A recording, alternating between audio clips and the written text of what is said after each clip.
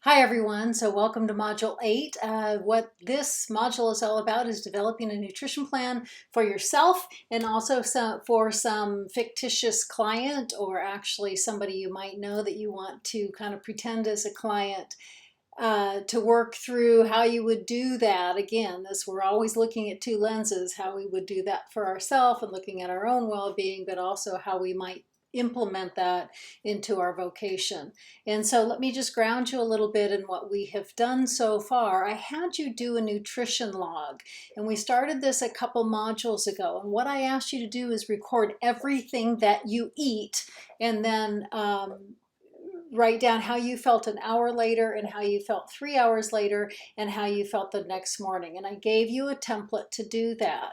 You should have done that a couple weeks ago. What I wanted you to do with that is really just start looking at how the food that you eat makes you feel, because not everybody's the same and not everybody requires the same types of nutrients. And so many times you just get into some kind of canned diet and they tell you exactly what to eat and exactly how much to eat, and it's not what you need. And so I really want you to kind of really get deep into the feeling of just noticing how what you put in your body makes you feel, not somebody else, not what a book tells you. Okay, so I just want you to really pay attention to that. That was the idea of the whole first part. Then what we did last week is I added in, I didn't want you to do it again. Because some people were kind of confused and they thought they had to do 3 more days, or they had to add in the weeks, and I didn't want you to add in. What I wanted you to do is I wanted you to take what you already did and then analyze it. Because what we did first is just record it and how you felt. And so the next step was to look at really what's going in your body in terms of nutrients. So what's going in your body in terms of calories, what's going in your body in terms of carbohydrates and proteins and fats, because it's going to make a big difference this week. Because what we're going to do is we're going to look at nutrients and calories and carbohydrates and fats and look at kind of what they do for you, what you might need in terms of how many in each category, because again, everybody's different. And I'm actually going to walk you through creating your own nutrition plan along those lines. And then what I want you to do is I want you to look at kind of what you think your requirements would be and compare it to what you already analyzed last week. So you're going to have to keep that close, but it's really important that you have that analysis piece. And so if you don't, you need to go on to the web. And I said this in the video last week, there's all kinds of websites that you can go to or apps that you can go to, and I just want you to best guess, because I know some people will say, well, what if I cook at home? That's again what I said last week, is just your best guess, right? I want you to evaluate it as best you can, knowing that it's probably not going to be perfect, but as best you can by kind of estimating, okay, how much was this in volume and how many calories is this? And again, there's a lot of apps that will actually help you through that too. So you should have that nutrition log handy. So what it is those 4 days, how you felt an hour later, how you felt 3 hours later, how you felt the next morning for each day, obviously not every meal, and then now adding into that all that analysis. So what we're going to do from there, oh, and then what I had you do last week is I had you write goals for health and fitness. Now, again, these should be sort of similar to the goals that you wrote for your behavior change plan.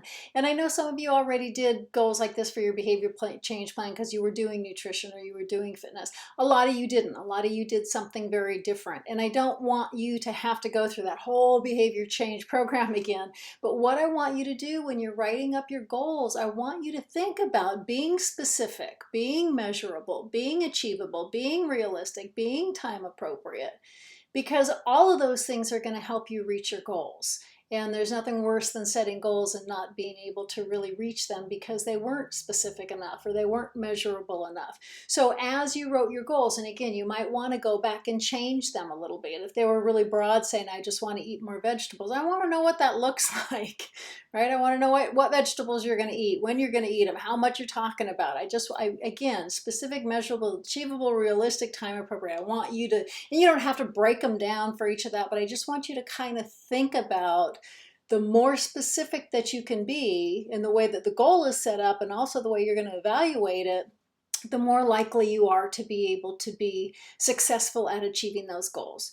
So you may want to go back. Again, this is going to be a dynamic process, meaning that they're going to keep changing, or you might want to keep refining them, and that's fine, because next week you're going to kind of turn a whole paper in that reviews all of this stuff. So if they changed along the way and you got more specific, or you got, kind of better descriptive of what they were going to be, that's totally fine. So going into today, you should have that nutrition log done and you should have your goals done. Okay, now the second piece of what we're going to do is you're going to pretend, again, two lenses, right? The lens for your own health and well-being, the lens of what it would look like to really encourage, inspire, help, educate somebody else through what their goals or what they want to do for their own well-being. So you're going to pretend you have a fictitious client, and this fictitious client could actually be somebody that you actually know. If somebody wants some help working through achieving some health and fitness goals, it could be somebody you know, or it could be just somebody totally made up. But again, I want you to be really, really, really specific about what that looks like. So you might want to pause this slide, because I want you to be really clear about what those demographics are. In other words, the more specific you are about the person you're working with, the more you're going to understand about how to work with them. So what I'd like you to do is I'd like you to get something out to write with. And again, you can already do this on the computer if you want, or get a paper and pencil while I'm going through this. But I want you to make up a fictitious client.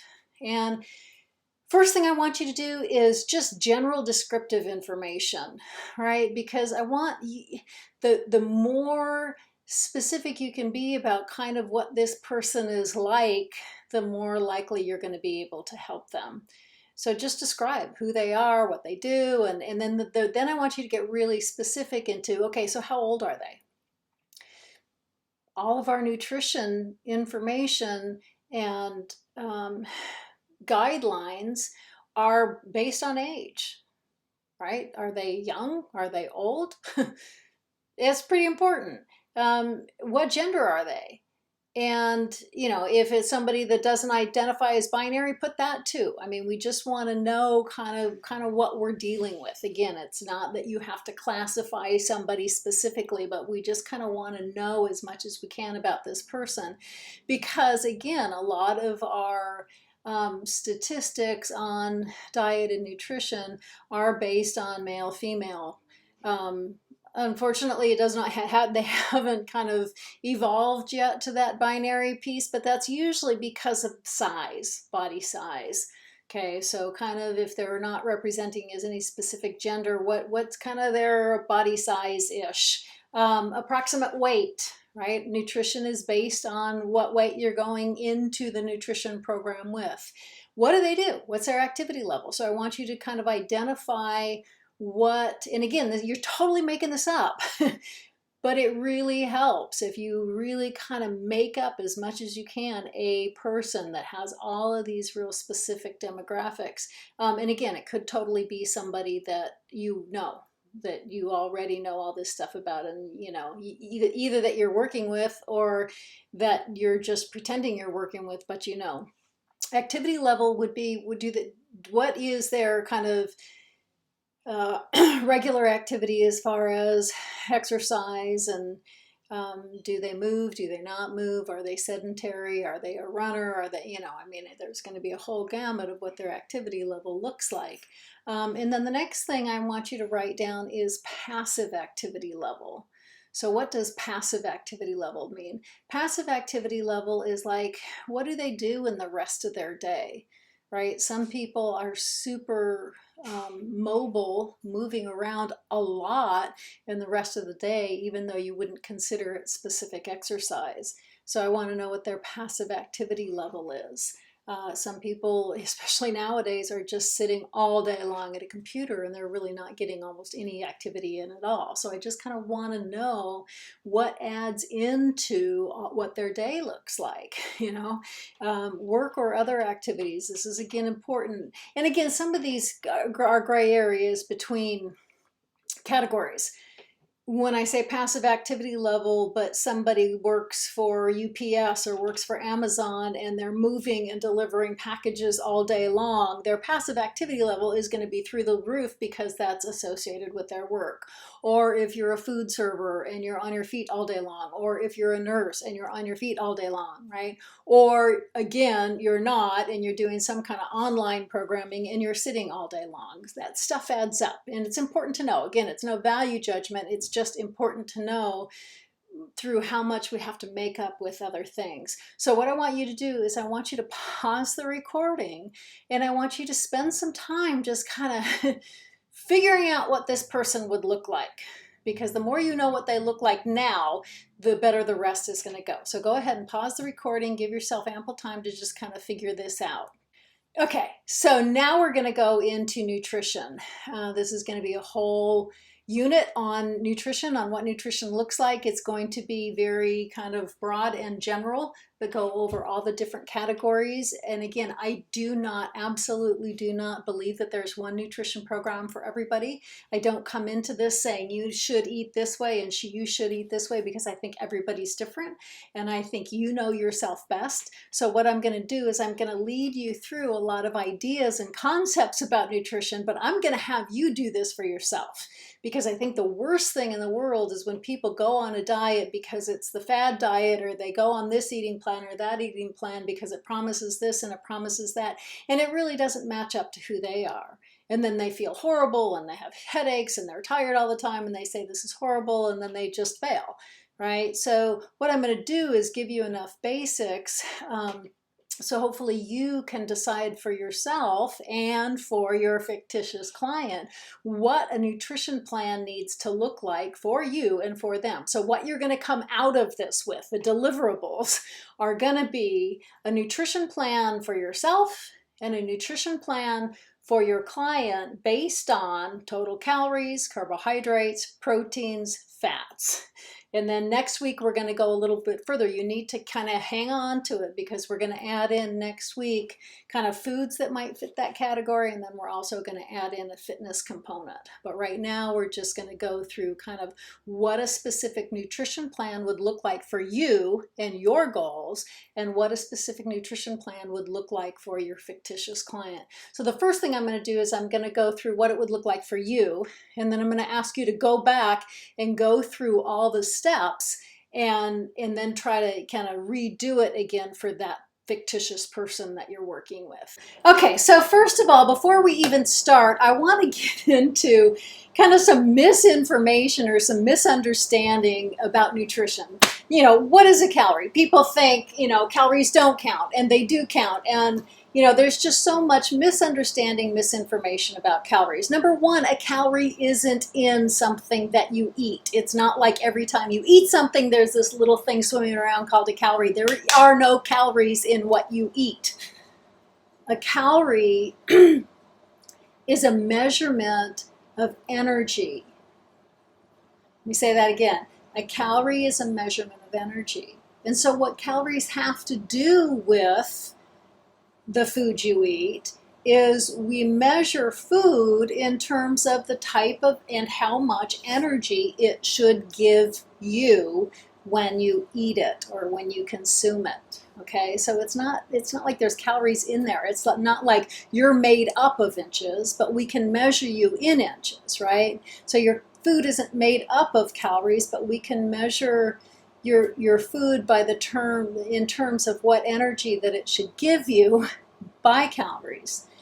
The other thing I need to say, and I don't, because I don't want to confuse you as I go along with this, and if you've ever seen this, when we use calories with a capital C, it basically means a kilocalorie is really the scientific notation of a calorie because it's times 1,000. So, and I just need to say that. You probably don't need to remember that after this. I'm sure it'll come back up later in your education. But when I say kcal somewhere, it's calories. It's just, it's just the correct scientific notation of how you talk about what we understand as a calorie.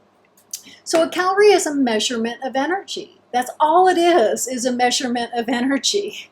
Okay? So, and it does count, by the way. It does count a lot because if you take in more energy than you expend, then you store energy. Now, the next question is, what is body fat? All body fat is stored energy. Okay, so we got to get in. I kind of get crazy about this stuff because I think we've made nutrition and body type and body health and body fat such an emotional issue that it doesn't need to be. It shouldn't be. It's really a pretty easy equation. Okay, if you take in, and this is why it's so important that you understand that a calorie is just a measurement of energy. So what happens? You take in energy all day long by the food you eat, and you expend energy all day long by how much you move. You expend a certain amount of energy by just existing, right? Even if you stayed in bed all day long, you would be still expending a certain amount of energy just keeping your body existing. Okay, so you are constantly taking energy in and you are constantly expending energy. If there's an imbalance, then your body weight changes. Okay, because all body fat is stored energy. That's all it is. We make this crazy evaluation. You're good, you're bad, you're a good person, or we carry all these just crazy evaluations around body fat, and all it is stored energy. That's all it is. It just means at some point in time, for a person that carries more body fat, they took in more calories than they expended. So that's really important to know. The reason why it's so important to know is because it gets away from that crazy emotionalism, and it just kind of makes it an easy thing to understand, and therefore a blueprint for how to change it. Okay, because if we don't know that, then what happens? We get into all these crazy diets and they don't work, and then we get even more emotional about it, and all body fat is stored energy. We can also tell you how much stored energy it is, right? Because again, a calorie is just a measurement of stored energy. So 1 pound of body fat is 3,500 calories. It's going to come important later. You don't have to remember that right now. But again, we can just measure it. It's all a measurement of energy. So we have this something called the energy balance equation. And if you take in the same amount that you expend, your body weight stays the same.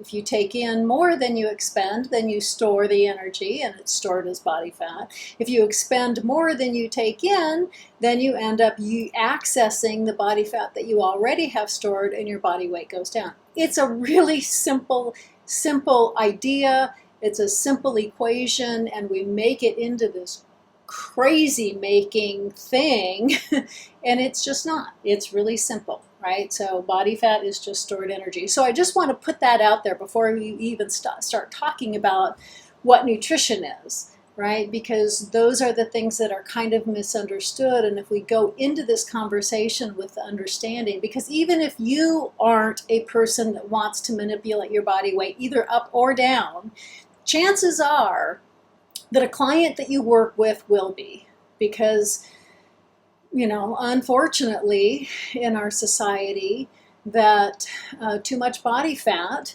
is a health issue. And if you're going into this vocation, chances are that you are going to be working with somebody or several people that want to manipulate their body weight. And so it's really important to kind of understand that before we even go into this, even if that doesn't apply to you. being a professional in this field, it's really important to know, because being a professional in this field, you're gonna deal with this issue for sure. No question about it. Okay, so again, it's just an energy balance equation. Energy in, energy out.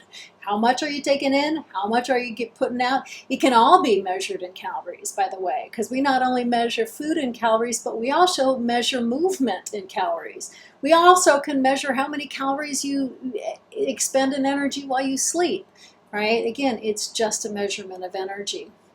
And so what we're going to do here is I'm actually going to walk you through a plan. We're going to do it first for yourself, and then you're going to do it after that for your fictitious client. Okay, so what are the recommendations? Okay, again, we're talking about body fat, an energy balance equation. So what are the equations? And again, these, I'm going to give you these are just average recommendations. Okay, everybody's different. So, you know, it's a really good average recommendation from what we know from studying the population. And not everybody cleanly fits into these categories. If you're a bigger person, you probably expend more calories. If you're a smaller person, you probably expend less calories. So I'm going to give you some guidelines of what the recommendations are, but then I'm also going to ask you to adjust a little bit in a way that you think is most appropriate for adjusting. So active men pretty much require 2,500 calories to stay the same. Again, this is when that energy balance equation is balanced. So for very active men, if you take in 2,500 and you expend 2,500, you're probably going to keep your weight at the same.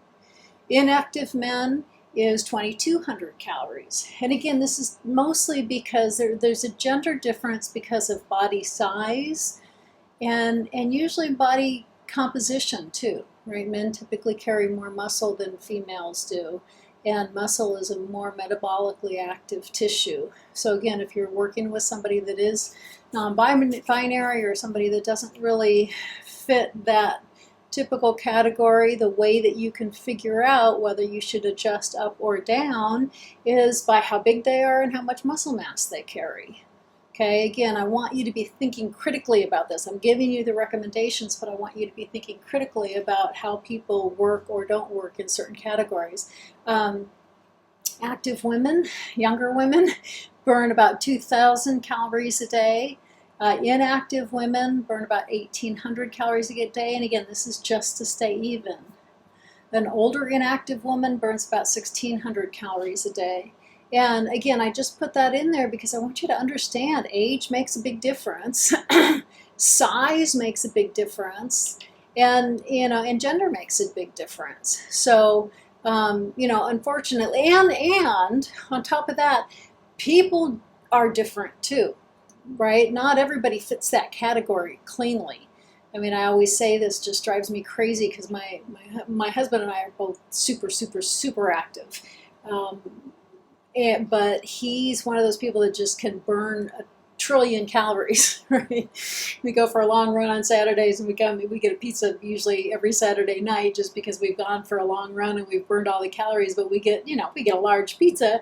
I eat one piece, he eats the rest of the pizza, and he's just thin little guy. I mean, he just, but we're both equally active, if more, even me, but I'm on the other end, right? I don't usually burn as much as what says for me, and I'm super, super active, but because I'm smaller, I don't typically require as many calories to keep balanced, and I'm always really surprised at how few calories I really need with how active I am. So everybody's different. So what I'm going to ask you to do is I'm going to ask you to just kind of best guess by everything I've given you, by this chart, but then also by all the information I've given you. I want you to best guess about what your caloric requirement would be every day to kind of keep yourself balanced. Do you cleanly fit one of these categories?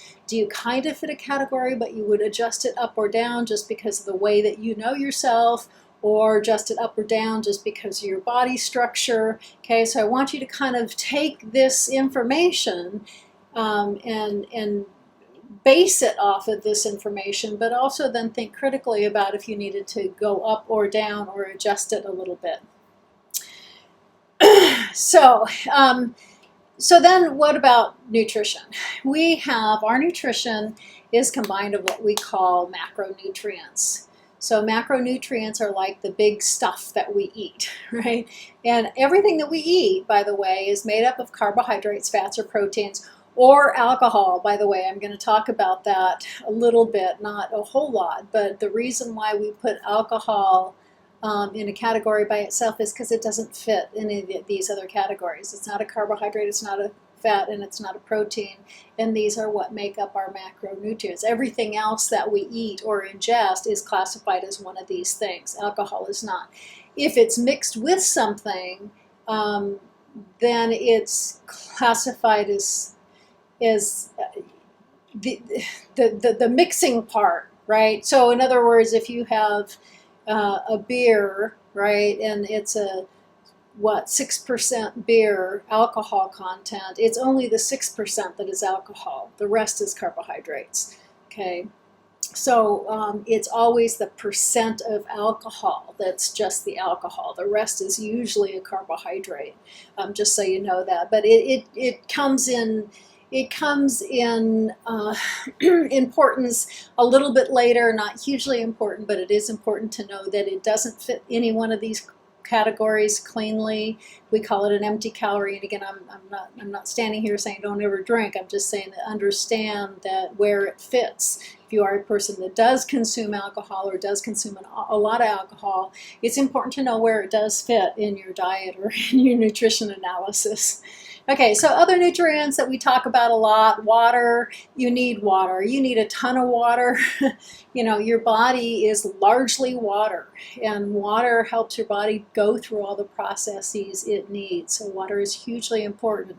Vitamins. Vitamins come from living substances. So they come from plants. They come from, other things that we eat. They come from animal sources if we eat animal sources, but they come from a living thing. Minerals are not living things, so they would come from, like something grown in the ground, but it's not the living part of that. It's the mineral that it takes from the ground.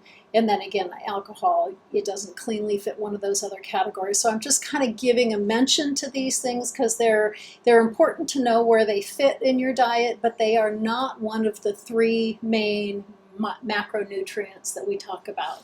So those three things that we talk about, carbohydrates and fats and proteins, are the most important thing to kind of understand where they fit into your nutrition, and then understand that these other things are super important.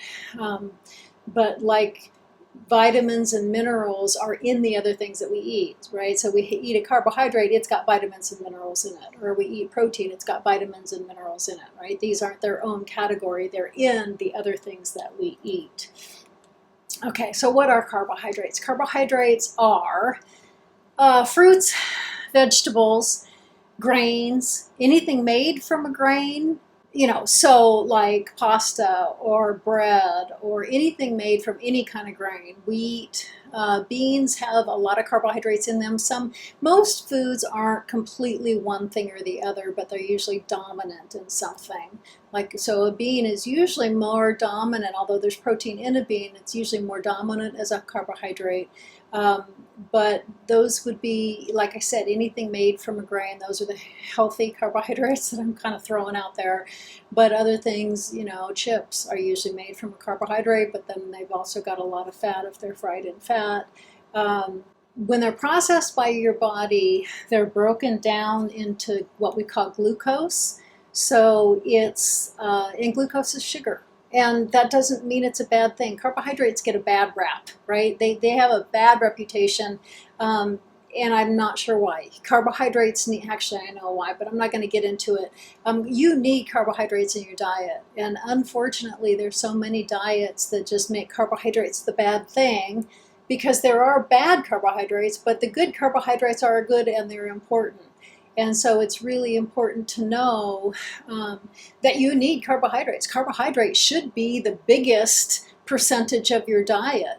They are broken down, like I said, into glucose, which is sugar, but that doesn't mean it's a bad thing. Your body runs on sugar. Your brain runs on sugar. If you've ever been on a really low carbohydrate diet or seen anybody on a low carbohydrate diet and they have a headache and they can't think clear, and that's because they're not getting enough sugar to their brain, or you've been studying forever and ever and ever, and all of a sudden you can't think anymore, and there's a reason why you want to go eat a bag of M&Ms or something, because your brain is pretty low on sugar. Carbohydrates are absolutely foundational in your diet. So it's not really, because you always hear this, there's so many fad diets that carbohydrates are totally bad. No, they're really, really good. It just depends. Over the last 40 years, things come and go and come and go, and this is good and that's good. And the truth is that you need all of those three macronutrient categories. And the truth is this not one is good or bad, but there's good or bad choices in each of the categories. So you can have some really, really healthy, necessary carbohydrates, and you can also have some really, really carbohydrates that aren't very good for your body. And again, I don't want to demonize any food. I just want you to understand where certain things fit, okay? Because I don't want to say don't ever eat a certain type of food, because I think that if you have a balanced diet overall, it's okay. I think I said before, I like chocolate. I don't eat a lot of chocolate, but I like chocolate. So I want to have one small piece of dark chocolate pretty much every day. I do enough things right, and I'm not eating the whole candy bar. Just one piece of dark chocolate a day is probably fine for me. So just understand where it fits in your diet. Okay, so carbohydrates have 4 calories a gram. That's going to come back important later. Carbohydrates are a quick source of energy. So in other words, if you are super active, you probably need a lot of carbohydrates. My diet is really high in percentage of carbohydrates because I run so much and I'm very active. And so I thrive on a high carbohydrate diet. If I don't get enough carbohydrates, I get a headache, I get tired, I get all kinds of physical symptoms because I just don't have that energy that I need. On the other hand, some people that have blood sugar issues and they're not so active might not need so many carbohydrates, right? So I want you to understand that everybody's different. So who should have more? Really active people, people that, this is when I want you to go back and look at your nutrition log, right? What did you learn from your nutrition log? Did you feel good after you ate carbohydrates, or did you feel bad? Did you have a horrible headache an hour later or not? There's a lot of really important things to look at. This is kind of like being able to do your own investigating about what works for you and what doesn't. So who should have less carbohydrates? Somebody that's not that active, somebody that might have blood sugar issues, so diabetes or diabetes in their family, or hypoglycemia, or you tend to go through energy fluctuations all day long where you eat something and you're high as a kite and then you crash down low. That's probably somebody that needs to stabilize their blood sugar a little bit, because again, carbohydrates really affect your blood sugar. And so the idea, there's something called the glycemic index, and the idea of the glycemic index is that it's a measurement of how foods affect your blood sugar level and how quickly they affect your blood sugar level. Because if it affects your blood sugar level really quick, you probably get a rush of energy, but then you come crashing down. And so the best kind of carbohydrate is something that gives you a slow release, so you have very, very, very long sustained energy. So what does that look like? A simple carbohydrate versus a complex carbohydrate is, a simple carbohydrate is broken down a lot outside of your body. So when you eat it, it's really close to the sugar form. Okay, because again, all carbohydrates are broken down into glucose, but you want them to be broken down slowly, because then that gives you sustained energy. If they're broken down too much out, I always tell people, this is a great rule of thumb, how much does your body have to break it down? Because then it's a slow release into your blood, or the glycemic index is kind of a slow rise and fall. or how if it's really broken down a lot, like straight sugar or a white piece of bread, or even when I was saying, sometimes fresh squeezed orange juice. And again, I'm not saying don't drink orange juice, but if you're somebody that has a blood sugar issue, it's probably not a good idea on an empty stomach, because it's going to wreak havoc on your blood system. So for that person, and again, everybody's different, but for that person, it would be better to eat a whole orange, because then it has to really break down to get the juice out, and it's a much slower rise in your blood sugar. So simple versus complex, let me give you an example, because sometimes it can be the same food, right? So, and I always feel bad because sometimes I pick on things that, that I know are main staples for college students. But for example, oatmeal, right? Oatmeal, it's the same oat. But if you have something like, quick instant oatmeal that like cooks as soon as it sees the water coming, you haven't even poured the water on it, and all of a sudden it's already cooked. The reason why it does that is because it's broken down so much so quickly outside of your body that the minute it sees the water, it's already absorbed. A slow cooking oatmeal, which I know is a pain in the butt, or the overnight oats that a lot of people are eating now, it takes so long to absorb the fluid. That's because the oat is whole. It hasn't been broken down. So a quick cooking oatmeal is one of the worst things you could eat for your blood sugar, but yet a slow cooking oat is one of the best things. That gives you more sustained energy than most carbohydrates out there. So it's not always even the food itself as much as how much it's broken down. Same thing with, wheat or whole grain bread versus white bread. Again, because the white bread is so processed, it's got everything taken out of it, so it hits your blood sugar really quick. And again, some people are fine with that, right? Some people are fine with that. It doesn't matter. If you are a person that goes through a lot of energy fluctuations, then you probably are more sensitive to carbohydrates, and it would be important to pay attention to that stuff. For me personally, I need a lot of carbohydrates, but I'm also very sensitive to them, so I have to make sure that I'm eating complex carbohydrates all day long, so I have sustained energy all day long. The other thing about a simple and a complex carbohydrate is if they're broken down too much outside of your body, then most of the fiber is taken out. And the fiber, again, just kind of slows the absorption through your body. It also helps your digestion. So again, the more complex, the more you can eat a carbohydrate in its whole form, the much better it is for you, and the much less havoc it'll play on your blood sugar. So again, carbohydrates are absolutely necessary. They should be somewhere between 40 and 70% of your diet. So number one, for everybody, it's really important. That's the main staple of your diet. But there's a huge, huge, huge variation between 40 and 70%. And again, you may have seen different sources. Sometimes they'll say 45 to 65. Different sources say different things. But if you are a person that thinks you need 40% carbohydrates, there probably needs to be a reason why, like blood sugar issues or family diabetes, or you're super sedentary, you don't process carbohydrates well. And then again, you would probably have to have a reason for being up to 70%. 70% is super, super high percentage of carbohydrates. So that would be, like somebody that's a super extreme athlete, and you're super active and you're running all the time and you need that quick energy. And, so but some, most people would be somewhere in the middle. And so what I want you to be doing as we're going through this is I want you to be thinking about where you would lie, right? What would be appropriate for you? Because I'm going to ask you to feel that or to figure that out. So recommended daily intake, again, 40 way on the low end, 70 way on the high end. I'm going to ask you, not right now until you figure out all the other stuff, but I'm going to ask you to actually kind of find out or best estimation of where you would fall in those. Okay, so protein. Protein is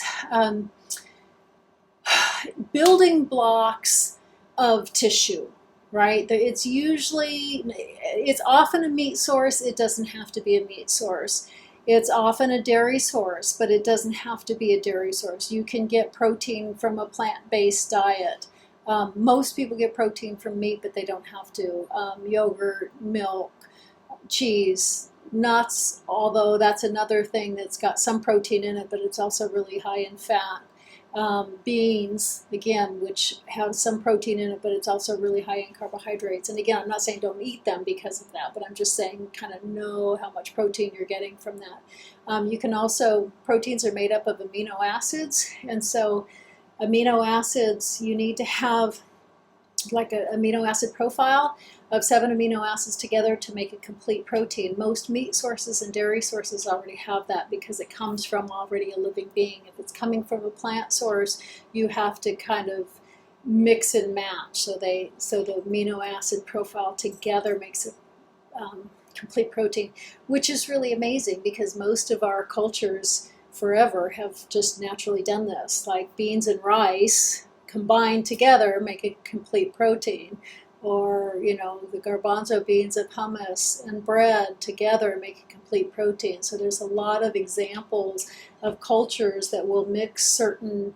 legumes and grain products that together make that complete protein. So it doesn't have to be meat, a meat source or a dairy source that you get your protein from. Protein isn't an energy producer. That's why people that go on a really, really high protein diet most of the time are really tired and have a headache because it's the very last source. So your body's going to go to carbohydrates first, and then it's going to go to dietary fat, and then it's going to go to protein, and it still only can get a very small amount of that protein to be able to use as energy, and it's really hard on your body. So if you are on a really high protein diet and you're really tired, that's probably why. It's not a good source of energy. It has 4 calories per gram, and again, that's going to come important later. What is protein used for? It grows your tissues. Protein is hugely important in your life, but most of the time we get too much. So it helps you grow tissues, the tissues develop, and it also helps repair tissues. Right, which I'm going to come back a little bit. There's a kind of a myth about how much reparation it does and needs in weightlifting. I'm going to come back to that in a minute. But it's super important. It's super important for enzymes. It's super important for certain body functions. So it's super, super, super important for what it does. And don't think that it does something else like give you a lot of energy. Also, if you are eating protein a lot from an animal source, especially a meat source, a lot of times it's mixed with a whole lot of saturated fat. And again, I'm not saying don't eat it, I'm just saying understand that. Because if you're trying to get a certain percentage of your diet protein and you're doing that by eating ribs all the time, it ain't going to happen because 90% of ribs are fat. Okay, and I'm not saying don't eat them, but I'm just saying understand where it comes in your diet, because if you think you're eating really high protein and you're eating certain meat sources that are way, way, way, way, way more fat than protein, then you're really not getting what you got in your diet. So it's really important to know that if you are eating meat or you are eating dairy as your main protein source, it's important to find out what percentage of that really is protein as opposed to what percentage of that is fat, because there's a lot of times that protein and fat are combined together, especially in animal products. So it's just important to know that. And most things are labeled and you can pick it up, and I'm going to tell you a little bit more how to do that later. But it's really important to kind of figure out how you might be doing that. Okay, myth of weightlifting. So it is true that weightlifters can benefit from a little more protein. A little more protein. It's a little truth, and people make this into a major, major, major truth. Okay, and the reason why is because when you lift a weight, and we're going to talk about this more next week, you actually break the muscle tissue. You tear down the muscle tissue. That's what you're trying to do. You don't get stronger the moment you lift a weight. You actually break down the tissue a little bit, and then it repairs, and it repairs stronger. So you do need some protein to help you repair, but only a little bit. Your body can't process more than a specific amount of protein. And then it gets really hard on your body as it's trying to rid the excess protein. Okay, so it's sometimes when we get into the health and fitness industry, we take what's a tiny truth and we make it into this big, big, big truth that just then gets blown all out of context. So I'm going to give you the percentages in a minute, and then just understand that, yeah, you might be on the high end if you're a weightlifter, but not out of the category. So protein can be anywhere from 10 to 35% of your diet. Now again, that's a pretty big range. So who would be 10%? Somebody that's 10% would be somebody that doesn't metabolize it well, somebody that's, because again, all these things have to equal 100%. So if somebody's eating a ton of carbohydrates because they're really active, then it's going to have to come out of the other categories. So you might have, you know, a marathon runner that eats and eats and eats and eats all these carbohydrates for their energy source, but they are lower on the protein scale just because they're eating so many carbohydrates. Who would be on the 35% end? The 35% end would be somebody that maybe has blood sugar issues, so they don't eat very many carbohydrates, so they got to make it up with the other macronutrient categories. Or it might be a weightlifter. But again, 35% is different than some weightlifters that are eating, you know, 80, 90%. That is not healthy. You should never go above 35% protein because your body just can't metabolize that. So somewhere between 10 and 35%. And again, I want you to think about yourself, think about what foods you function well on. Go back to your nutrition log. Wow, I felt good after I ate that. I didn't feel so good after I ate that.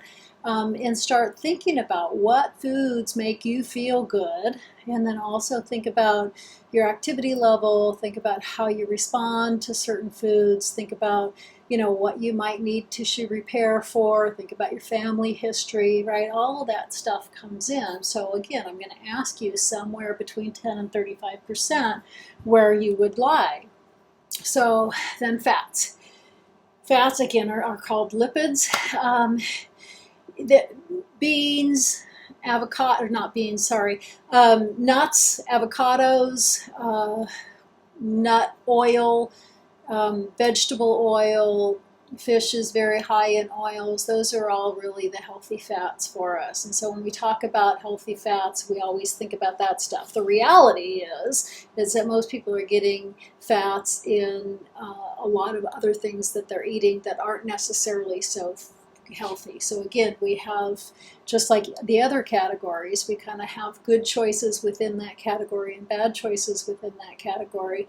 And again, I'm not saying don't eat the bad choices. I'm just saying understand where they fit and how much they should be in, how much they should comprise what you're eating. So the thing about fat that's important to know is it has 9 calories per gram. So it's a really concentrated food source. Because remember, proteins and carbohydrates had only 4 calories per gram. So 9 calories per gram means it's a really concentrated food source. In other words, I could eat, you know, for the calories, I could eat 15 pounds of broccoli as compared to, like, you know, 3 tablespoons of peanut butter and get the same calories in it, because fat is a really concentrated food source. So if you're eating a lot of fat, you're eating a lot of calories by default. And again, I'm not saying don't eat it. I'm just saying understand fat. Healthy fats are really important in your diet. Understand where they fit. Understand how many calories you're getting from those, and if you are a person that wants to reduce your caloric intake because you want to reduce your body fat, understand that reducing the amount of fat that you're eating is probably really going to help. But fat is really important. We have fat-soluble vitamins. Remember, I said vitamins are really important. They're the things that are in the other things, right? So there are certain vitamins that you cannot get or cannot retain in your body if you don't get them through a fat dietary source. So fats are really important in the right context, in the right amount, and the right type of fats, okay? Because again, they're important for specific bodily functions. They are also an energy source, like carbohydrates, but it's not as high of an energy source. It's more kind of a low sustained energy source. You burn fat as the energy source when you're sleeping. So it's just kind of, it's an energy source that you access at kind of a lower level activity. So we have three types of fats that we talk a lot about. Unsaturated fats are the healthiest fats. They're usually vegetable oils, avocados, nuts, seeds. Saturated fats are usually from meat and dairy products. And then we also have something called, we used to think that saturated fats were the worst, and they're not.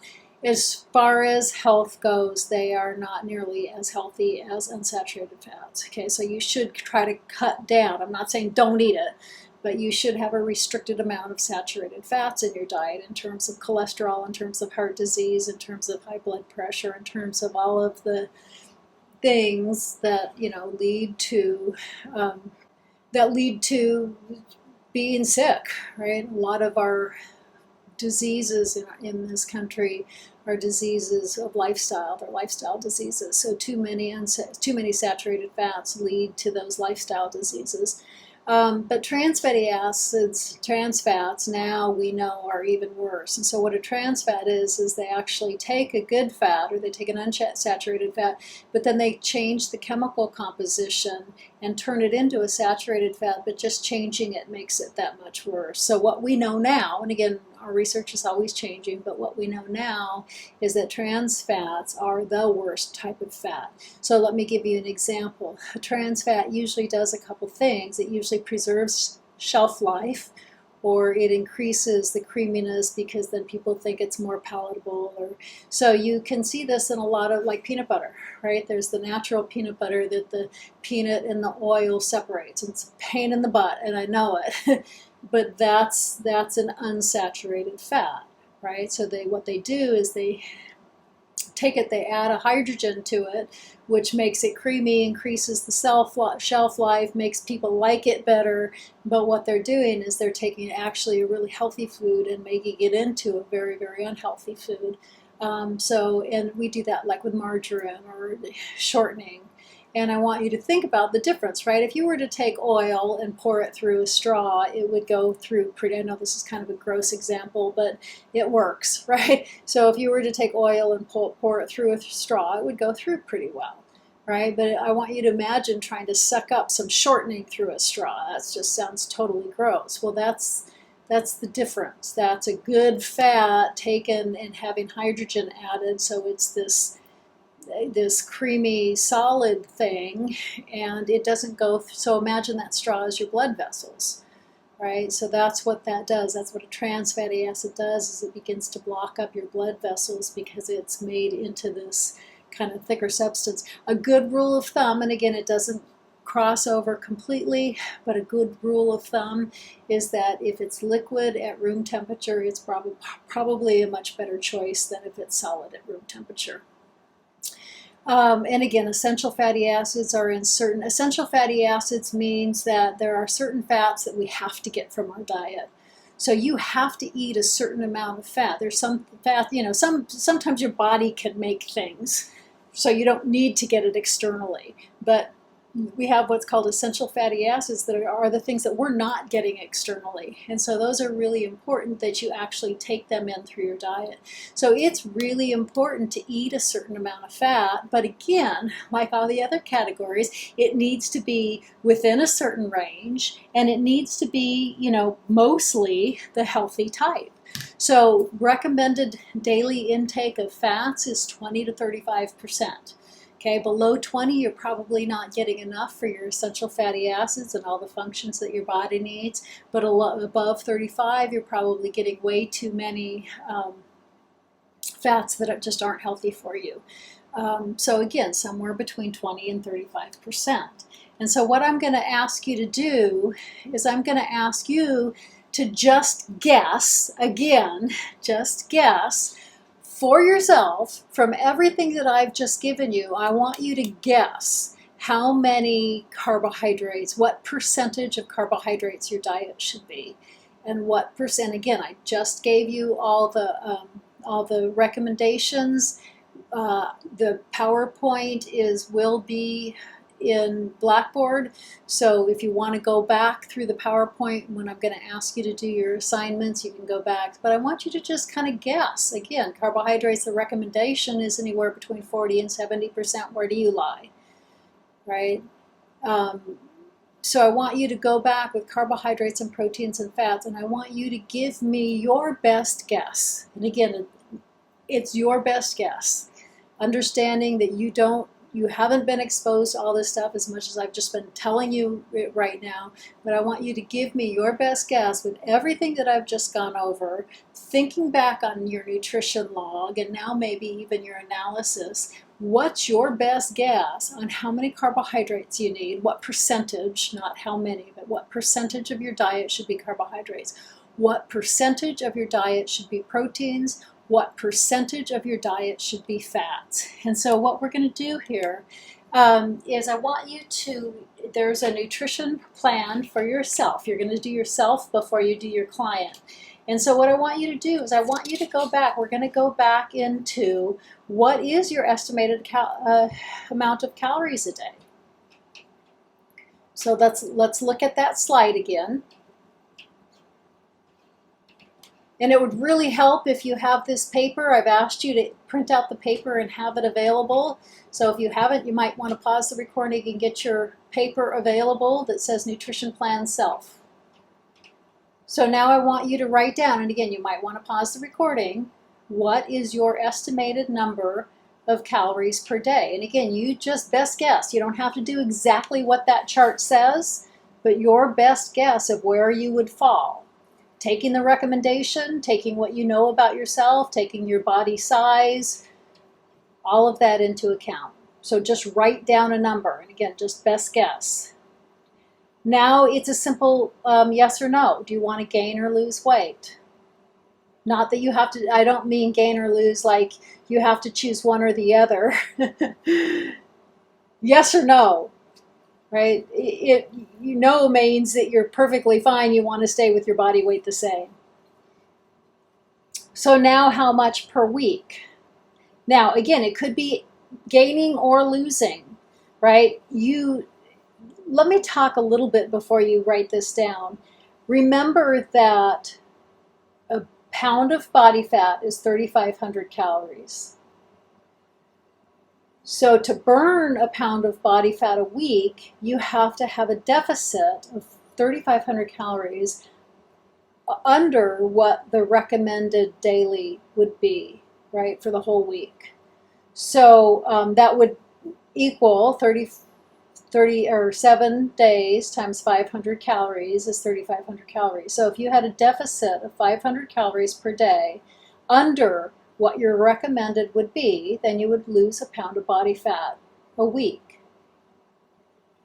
Okay, if you wanted to lose 1.5 pounds, it would have to be 750 calories. So I want you to think about, if you do decide that you do want to manipulate your body weight down, I want you to understand how much that means you're going to have to go into a calorie deficit. Okay, because if you want to do gentle changes, you might shoot for 1 pound a week. If you want to do something more immediate, you might shoot for 2 pounds a week. You should never shoot for more than 2 pounds a week because your body can't lose body fat that fast. And then you start eating up other tissue that actually keeps your metabolism high. So it should be somewhere between 1 pound or 2 pounds, or even less. It could be 0.5 pound a week, but you shouldn't go over 2 pounds a week. And again, the first couple weeks you lose a lot more than that, because the first couple weeks your body is adjusting. But after the first couple weeks, it kind of settles into a certain trajectory of loss.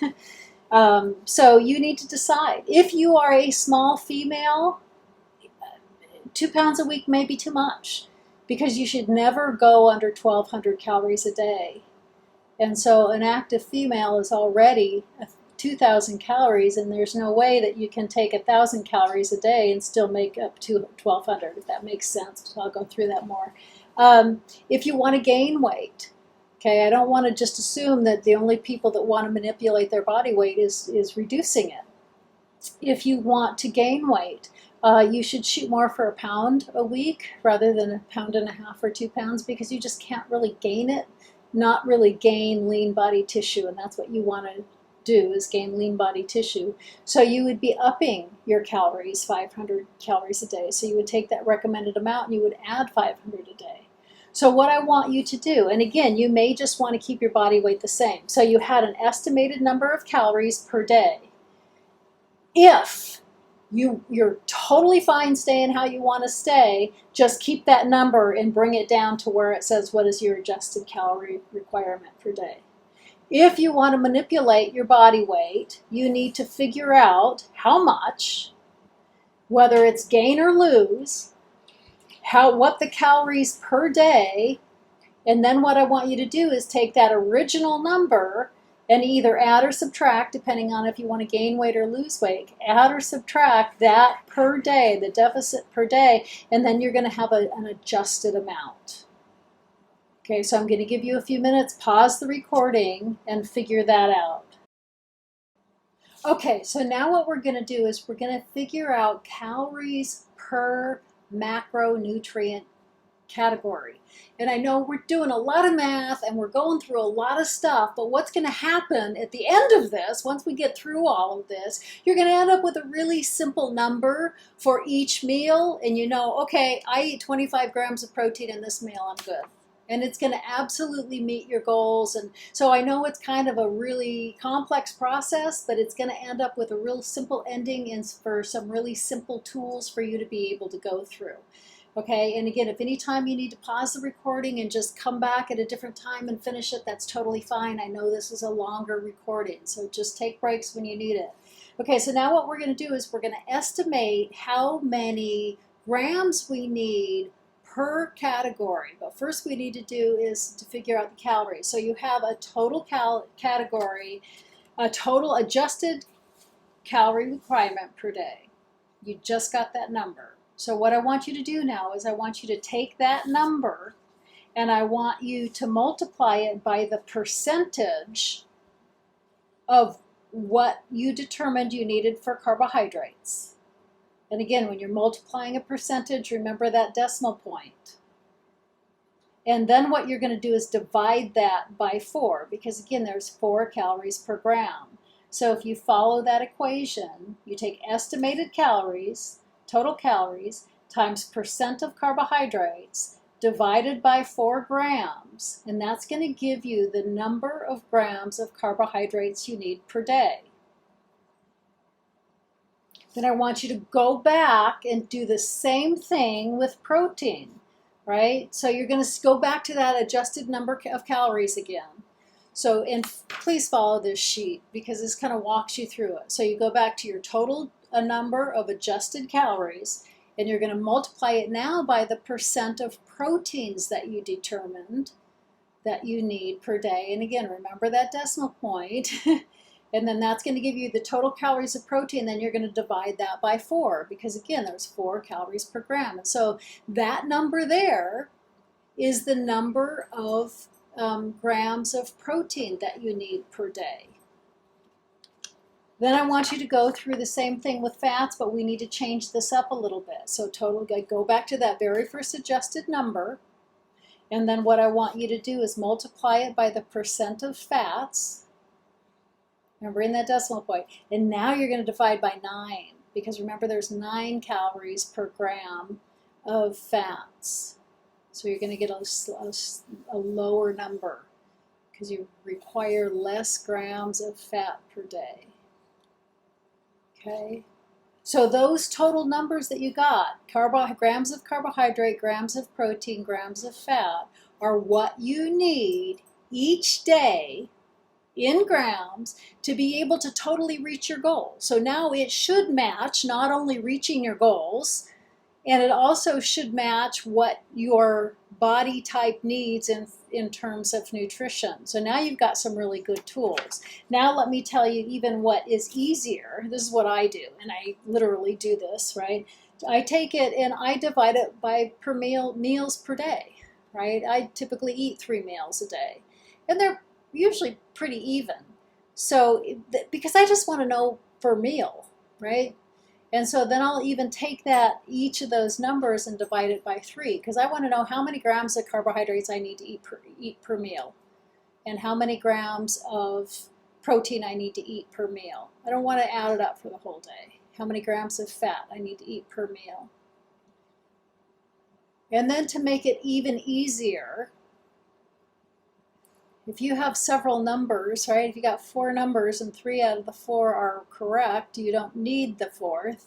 right? So I know, and you, by the way, you can divide your calories per meal too. Let's just pretend, okay?